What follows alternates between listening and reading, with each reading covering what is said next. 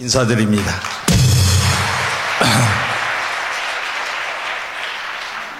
산이 봉우리가 다 다릅니다. 높은 산이 있고 낮은 산이 있고, 샘도 깊은 샘이 있고 낮은 샘이 있습니다. 사람이 다르다 이 말이에요. 저는 우리 정광훈 목사님의 나라 사랑과 교회 사랑에 대해서는 최고의 높은 봉우리라고 생각을 합니다. 누구도 따라갈 수 없는 그런 봉우리라고 생각을 합니다. 그렇다고 해서 낮은 봉우리, 낮은 샘의 사람들을 우리가 정죄하면 안 됩니다. 그럴 수도 있지. 이해해야 됩니다. 갈라치기 하면 안 됩니다. 말 한마디에 낮은 봉우리에 있는 사람들이 갈라져요. 적이 돼요. 우리는 이곳에 나라 사랑하기 위해서 모였잖아요. 나라 살리기 위해서 모였잖아요. 저는 우리 고세진 박사님의 강의를 옛날에 들어봤는데 이제는 완전히 전사가 돼버리셨네요. 점잖으셨던 우리 어르신이신데 나라가 이렇게 어렵다 보니까 십자가의 전사가 된 것 같아서 축하드립니다.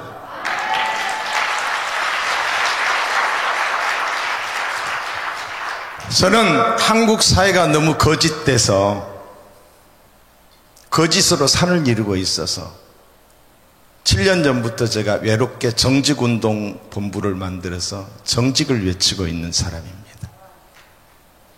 또 코로나 상황에서 한국 교회가 예배를 못 드리는 상황이 되다 보니까 예배 자유를 위한 단체를 만들어서 애자연의 실행위원장으로 일을 하고 있고, 대전의 송촌장로교회를 맡아서 목회를 하고 있는 아주 작은 목사입니다. 제가 오늘 와서 1년 전인가 언제 우리 정광훈 목사님께서 대전에 왔을 때 그때 뭐 많이 봤지만은 저하고 같이 악수를 하고 식사를 하기는 그때가 처음이었습니다. 근데 오늘 보니까 머리가 더 휘어지셨네요. 골이 깊어지셨어요. 저분 건강하셔야 됩니다. 여러분 건강을 위해서 기도해 줄 수 있기를 주의 이름으로 축복합니다. 진짜 나라를 사랑하는 사람들은 어떤 사람이냐? 나라가 어려울 때 나타납니다. 나라가 어려울 때. 나라를 위해 이름 없이 순국하신 분들이 있기에 나라 사랑하는 마음에 오늘의 우리가 있는 줄로 믿습니다. 오늘의 내 조국 대한민국이 있습니다. 제가 광화문에서도 저분을 이순신 장군과 빗대었는데 지금도 그 마음은 변함이 없습니다. 변함이 없어요. 그렇다고 해서 내가 다 100% 마음에 드느냐? 그것도 아니에요. 나라 사랑하는 마음에 있어서만큼은, 교회 사랑하는 마음에 있어서만큼은 누구도 따라갈 수 없는 귀하신 분이라고 생각해요. 건강을 위해서, 건강 잃어버리면은, 몸이 약해지면은 아무것도 못 하잖아요. 이곳에 나올 수 없잖아요. 오늘 내일만 일하고 모레 죽으면 안 되잖아요. 건강 위해서 여러분이 기도해 줄 수 있기를 주의 이름으로 축원합니다. 여기에 있는 저와 여러분들의 공통점이라고 한다면은 나라 사랑하는 마음, 그렇지 않아요? 나라 사랑하는 마음에서 이곳에 나온 거예요. 그런데 어제도 제가 전 목사님이 대전에 온다고 해서 몇 사람들한테, 우리 여기 신청 목사님한테도 내가 전화했지만은 몇 사람들한테 전화했더니 말을 안 해요. 뭐라고 대답을 해야 되는데 말을 안 해. 아무 말도 않고 있어서 내가 웃으면서 끊었어요. 응? 전화하기도 힘들고, 응? 왜 나라 사랑하지 않은데, 나라가 이렇게 어려운데 침묵하고 있는지 모르겠어요. 응? 진짜 신앙도 어려울 때 나타납니다. 신사 앞에 고개 한번 숙이면은 되는 것인데, 그게 뭐가 그렇게 어렵다라고 순교까지 합니까? 에? 그게 주님 사랑하는 마음이었잖아요. 에? 주기철 목사님은 한국교회의 자존심이 되었고 우리의 신앙의 모범이 되었습니다. 예배는 교회의 생명줄입니다. 교회가 예배를 안 드린다? 교회의 생명줄을 끊어버리는 거예요. 정부는 방역을 이유로 예배를 못 드리게 했습니다. 우리의 가장 큰 기본권을 침해를 한 겁니다. 형평성에 어긋나게 교회를 통제했습니다.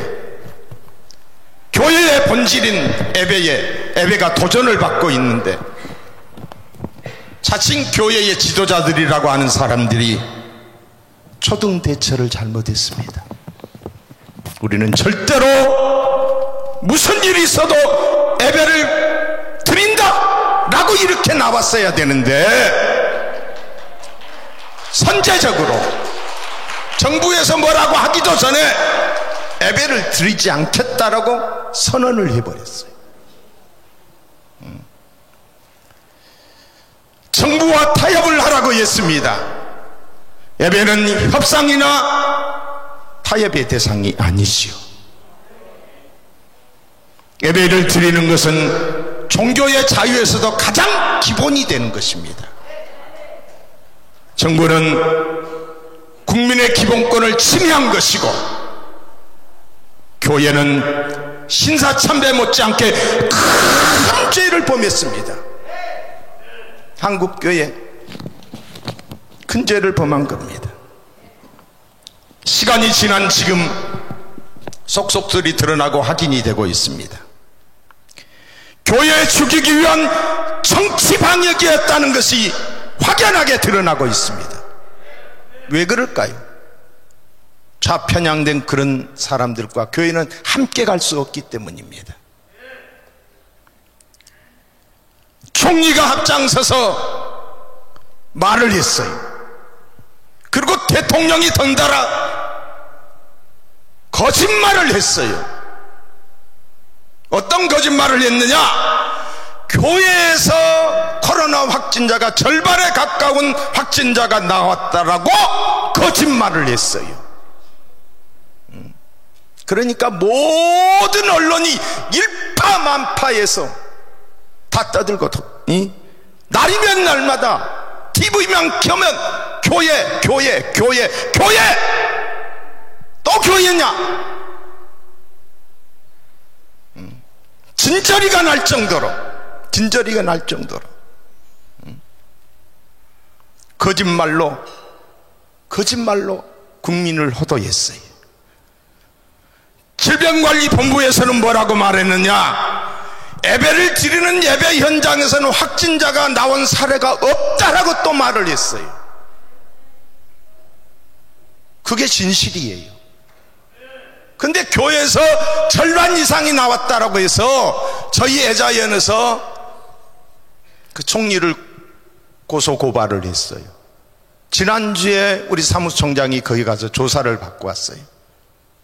근데 거기에서 공문이 우리에게 답변이 올 때는 거짓말로 답변이 왔거든요. 근데 총리실 산하의 질병관리 상황실이라고 해서 답변이 왔어요.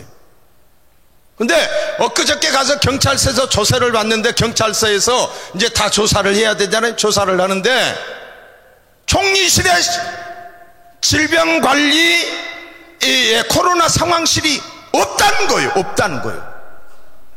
확인을 하니까 그런 그 상황실이 없다는 거예요. 완전 사기예요. 그러니까 경찰도 멘붕 상태예요. 아니, 공무는 총리실 산하에 코로나 상황실에서 공문이 온 건데 그런 게 존재하지 않는다는 거예요.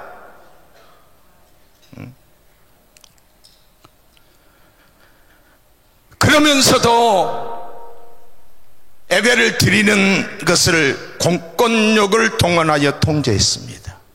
공권력. 여러분, 전두환 정권에서도 명동성당에 들어가면은 거기는 취해법권 지역이었어요. 누구도 들어올 수 없는 것이었어요. 저 중공이나 저 북한에서나 일어날 일이 자유 대한민국에서 일어났어요. 예배 드린다라고 교회가 폐쇄됐어요. 우리 사랑제일교회도 마찬가지잖아요. 이런 있을 수 없는 일이 일어났다는 거죠. 교회가 이렇게 폐쇄를 당하고 있는데도 강 건너 불 보듯이 구경만 하는 게 한국 교회였어요. 이번에 불교 보잖아요. 가만히 있지 않잖아요. 그러니까 정치인들이 깨갱하잖아요. 근데 한국 교회는 교회가 폐쇄를 당하는데도 침묵하고 있었어요. 나중에 우리 교회가 폐쇄를 당해도 우리 교회가 폐쇄를 당한다고 볼 수밖에 없는 거지요. 더군다나 교회가 잘못했다라고 사과까지 했습니다. 교회가 뭔 잘못을 했간디? 여러분, 예배 드리는 것이 잘못입니까? 사과한 결과 혐오 집단으로 낙인이 찍히고 말았어요. 정말 그렇게 돼버리고 말았어요. 1만 교회 이상이 예배를 못 드린다는 보고가 나왔어요. 없어지고 예배를 못 드린다. 이거는 이 공무원들이 파악한 거예요. 우리가 파악한 게 아닙니다.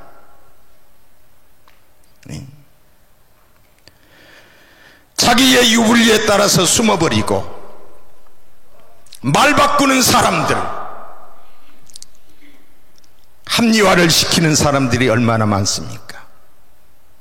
우리 같은 사람들을 정치 목사라고 매도를 하고 있어요. 정치 목사. 정치하려고 우리가 예배 자유를 지키자고 합니까? 나라 살리자고 합니까? 그게 아니잖아요. 나라가 더 이상 잘못되지 않게 하기 위해서. 근데 정치 목사라고 그래요.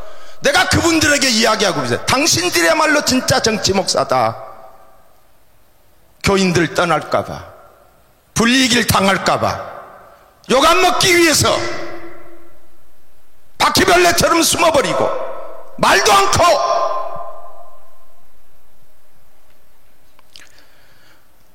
어제 100주년 기념관에서 우리 애자연이 모였습니다. 코로나 상황과 교회의 예배에 대한 이런 것들에 대해서 진실을 남기기 위해서, 백서를 발간하기 위해서 신학적으로, 또한 언론계에서, 의료과학계에서, 뭐 여러 다양한 또 법조계에서 이런 여러 사람들이 모여가지고 진실의 입각에서 백서를 발간해서 역사에 남기자. 어제 모여서 그거 했습니다. 여러분, 이번 대선은 국가의 운명을 결정짓는 대단히 중요한 선거입니다. 더 이상 국가가 무너져서는 안 되겠지요. 차베스에 이어서 마두리가 정권을 잡으면서 베네수엘라는 거지의 나라가 되고 말았어요. 제가 조사해 보니까 이 베네수엘라는 1950년대에 세계에서 5번째로 잘 사는 나라였어요. 그런데 지금 어떻게 됐느냐? 20대, 10대, 20대 처자들이 자기 나라 국경 근처에 가서 몸 팔아서 사는 나라가 돼버리고 말았어요. 좌파 정권이 연장돼서는 아니 될 줄로 믿습니다. 입만 열면 거짓말하는 자는 안 됩니다. 전과자가 어떻게 대통령이 됩니까? 예? 거짓된 사람에게 나라를 맡길 수는 없습니다. 거짓말로 국민을 속일 것입니다. 한국형 히틀러가 나와요. 한국형 스탈린이 나와요. 그들 때문에 얼마나 많은 사람이 죽었어요. 저는 그런 이야기 했어요. 지난주에 설교 때 대전에서 아마 내가 1순위로 죽을 거다, 공산화가 되면은 내가 1순위로 끌려가서 죽을 거다, 죽을 각오하고 이야기하는 거예요. 에?